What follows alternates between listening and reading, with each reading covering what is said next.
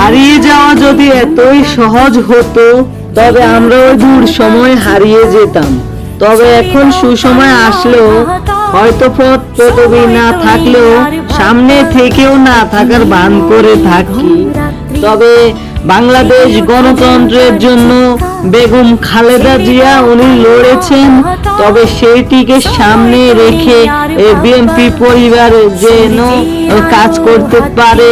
তবে দেশনেত্রী বেগম খালেদা জিয়া ওনার সুযোগ্য সন্তান মহান তারেক রহমান যে রাষ্ট্র কাঠামো 31 দফা দিয়েছে, তবে সেইটিকে সামনে রেখে যেন বিএনপি কাজ করতে পারে এবং বিএনপির নেতা কর্মীদের কাছে আহ্বান যেন তারা নিজ নিজ জায়গা থেকে নিজ দায়িত্বে যেন রাষ্ট্র কাঠামো 31 দফাকে যেন বাস্তবায়ন করার লক্ষ্যে কাজ করে এবং ইনশাআল্লাহ বাংলাদেশ গণতন্ত্রের উপর যদি কোনো প্রভাব আসে তবে বিএনপির এমডি সেদিকে মোকাবিলা করার জন্য প্রস্তুত।